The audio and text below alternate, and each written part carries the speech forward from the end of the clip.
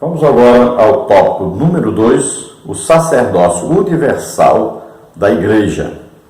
Subtópico 1, uma doutrina bíblica fundamentada na pedra que é Cristo. Subtópico 2, distinguindo a pedra que é Cristo de pedras vivas, que são os crentes. Subtópico 1, então, uma doutrina bíblica fundamentada na pedra que é Cristo. Ao longo da Escritura, encontramos várias porções a respeito da pedra que é Cristo. Isaías 28:16, Salmo 118:22, Isaías 8:14.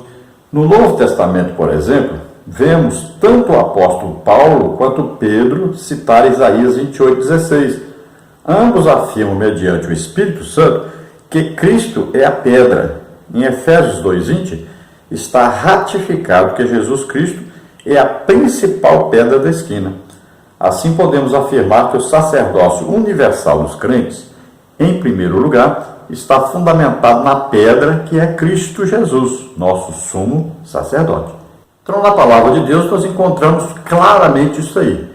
Jesus é a pedra principal, a pedra de esquina.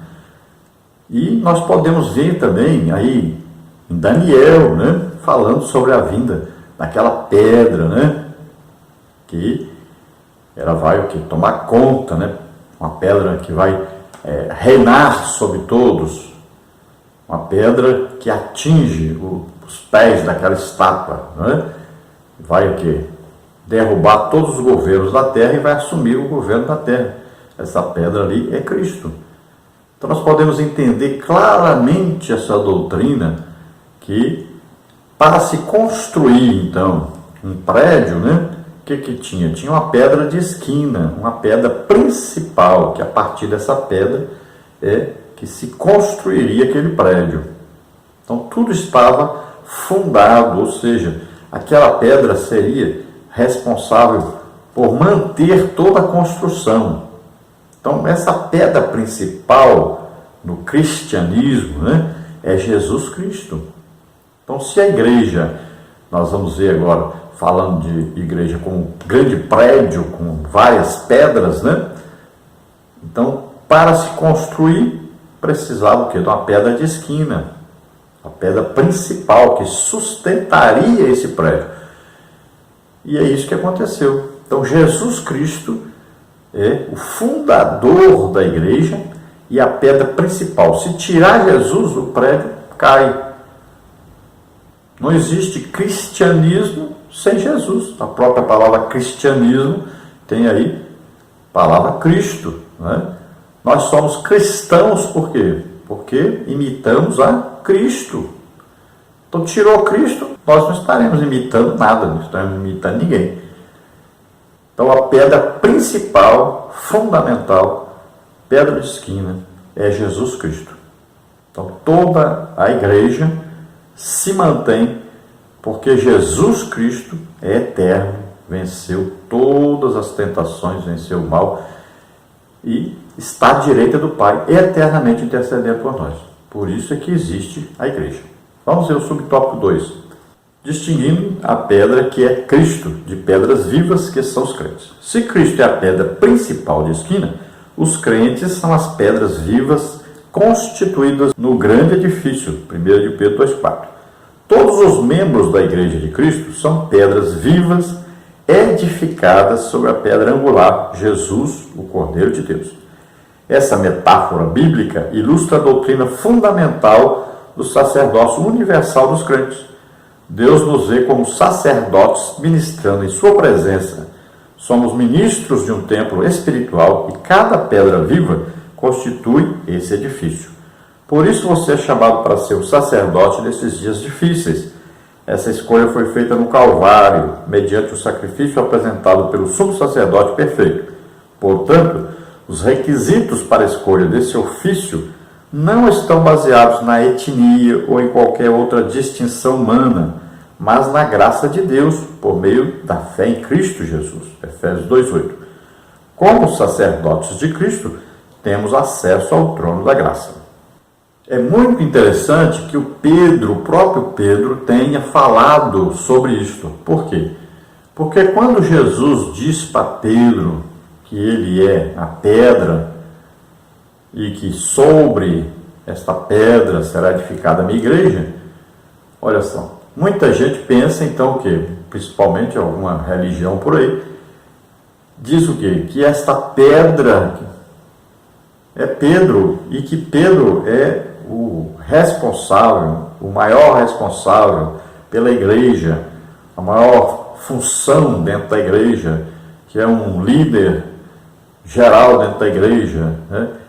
Coloca Pedro como se ele fosse a pedra de esquina até. Mas o próprio Pedro vem esclarecendo isso. Porque se nós olharmos o original, lá está escrito que Pedro é uma pedrinha. Ele não é a pedra de esquina principal, ele é uma pedrinha. Uma construção de pedras, várias pedras, pequenas pedras. Agora, quem é a pedra de esquina desse edifício? Então Pedro explica que é Jesus Cristo e que os crentes todos são pedrinhas nesta construção.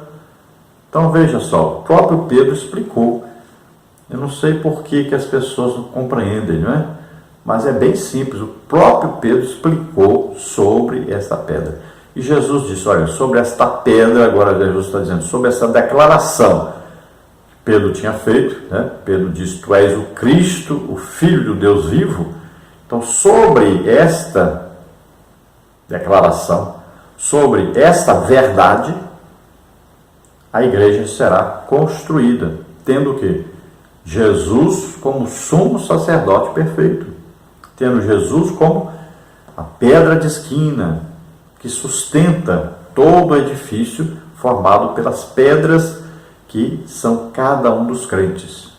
Veja só que maravilhosa a palavra de Deus, né? Ela coloca então Pedro para explicar sobre uma coisa que confundiu muita gente e que infelizmente continua confundindo. Então, nesse grande culto a Deus, cada um de nós somos sacerdotes do sacerdócio de Jesus Cristo. Também é outra coisa interessante que as pessoas colocam-se como sacerdotes de Melquisedeque e não de Jesus Cristo. Tem igreja por aí, né? Seita, na verdade, que também pensa que é sacerdote, cada um deles, como se fosse cada um deles do sacerdócio de Melquisedeque. Mas veja bem, Melquisedeque é o que? Um tipo de Cristo. E o sumo sacerdote Jesus Cristo é sumo sacerdote do seu próprio ministério. Se nós olharmos para Melquisedeque, nós vamos ver que ele é um tipo de Cristo. Tem até gente, algumas religiões seitas por aí, que diz claramente que Melquisedeque era Jesus pré-encarnado. Não podemos chegar nesse exagero, né? Mas ele era o quê? Um tipo de Cristo, olha, sem genealogia, sem pai, nem mãe, né? Eterno, sem princípio de dias, sem fim de dias, rei de justiça, rei de paz. Então ele é um tipo de Cristo, mas não é o próprio Cristo. Então, o sacerdócio de Melquisedeque é uma representação do próprio sacerdócio de Jesus Cristo. Então, é um novo sacerdócio.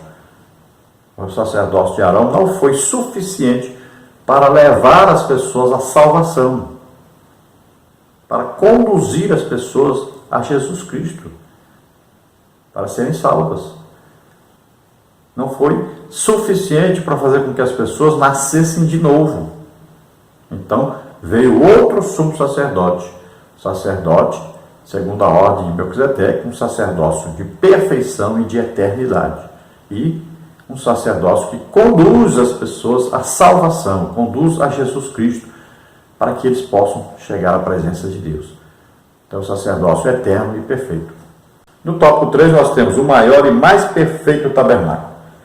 Subtópico 1, o santuário terrestre. Subtópico 2, o santuário celestial. Subtópico 3, o sacrifício perfeito de Cristo. Subtópico 1, então, o santuário terrestre. No santuário terrestre, o tabernáculo, as atividades litúrgicas, eram executadas em 3 lugares: o pátio, o átrio, o lugar santo e o lugar santíssimo. O pátio era descoberto, mas o lugar santo e o lugar santíssimo achavam-se cobertos. A mobília que compunha o lugar santo era constituída do castiçal de ouro da mesa dos pães da proposição e do altar de incenso. Toda essa imagem tem uma relação especial com o ministério sacerdotal de Jesus Cristo no santuário celestial. João 6,35, 17, 1 a 26 e Hebreus 7, 25.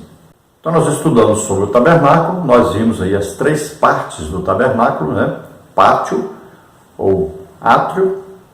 Esse nome átrio foi mais usado no templo, né? Salomão, daí para frente, tinha ali o átrio. Então é bem diferente do tabernáculo. O tabernáculo, ele foi construído, figura do que havia no céu, nós sabemos agora, representando aí a Nova Jerusalém, prestação de culto a Deus na Nova Jerusalém. E nós vamos ver que no tabernáculo existiam então três partes. O pátio, tinha lá depois a parte, essa parte era descoberta, depois a parte coberta tinha ali o lugar santo e tinha o lugar santíssimo, ou lugar santo e o santo dos santos. Então, três partes, e nesse lugar santo tinha ali três mobílias, né? No pátio nós sabemos que tinha lá o altar de holocausto, tinha a pia, e depois no lugar santo nós sabemos aí que tem o quê? Tem aí o castiçal, que é o candelabro, né? 7 braços, temos aí a mesa dos pães da proposição, temos aí o altar de incenso. No lugar santíssimo, ou santo dos santos, nós sabemos que estava lá a arca da aliança, com a sua tampa de ouro, o propiciatório.